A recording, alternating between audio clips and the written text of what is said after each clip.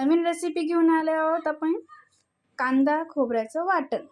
आई आता सुरुवात करते। हे सगळे इन्ग्रेडियंट्स आपल्याला दिसतात, आता आई सांगते। हे सुक्का खोबरं आहे, 2 वाट्या किसून घेतले मी। आणि हे 3 कांदे आहेत, ते आता बारीक कापून चॉप करून घ्यायचे। 2 चमचे धणे, 2 चमचे बडीशेप, 1 अद्रक, अर्धा इंच अद्रक, 7-8 लसूण पाकळ्या, 4-5 काळी मिरी, 4-5 लवंग, 2 दालचिनी, 2 इलायची आणि 4 चमचे तीळ आणि 2 चमचे लाल मिरची पावडर काश्मीरी। कढई ठेवून गॅसवर 1 चमचा तेल टाकलंय। त्यात सुकं खोबरं आपण भाजून घेऊया।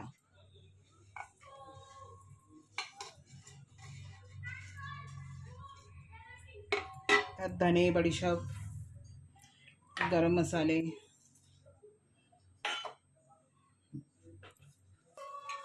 थोडं ब्राऊन होईपर्यंत खोबरं चांगलं भाजायचं। खोबरं बाजूला काढून घेऊया।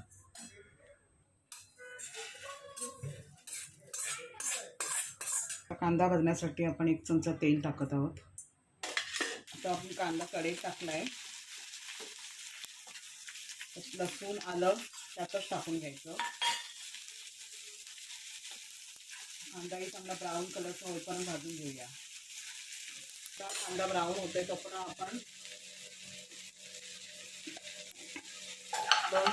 1 चमचा मीठ टाकायचं, कारण 4-5 दिवस वाटण राहिलं पाहिजे फ्रीजमध्ये, म्हणून मीठ टाकून घ्यायचं 1.5 चमचा।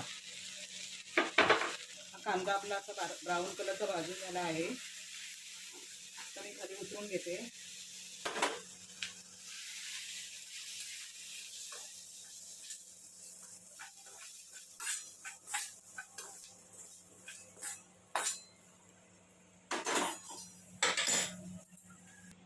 याच्यामध्ये ही कोथिंबीर देंटल सकट टाकायची, कांद्यावरती ठेवायची।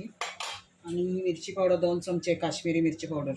आपल्याकडे काश्मीरी नसेल तरी बेडगीही चालेल, पण मिरची पावडर 2 चमचे मसाल्यामध्ये टाका, त्याच्यात मसाल्याला चांगली चव येते आणि भाजी पण रस्सेदार चांगली होते। भाजीत पण नंतर टाकायचा असतो मसाला, आता मसाल्याला चांगली चव येते म्हणून त्यासाठी 2 चमचे मिरची पावडर टाका, बेडगी मिरची पावडर किंवा काश्मीरी। आता हा सर्व वाटण आपण बारीक मिक्सरला लावून बारीक वाटण तयार करते। मिक्सरला लावताना कांदा खोबरं गार झाल्यावर मिक्सरला लावा।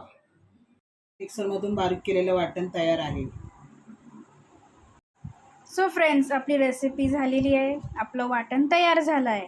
सो विसरू नका, do like, share, subscribe, and next video will be come soon. Thank you.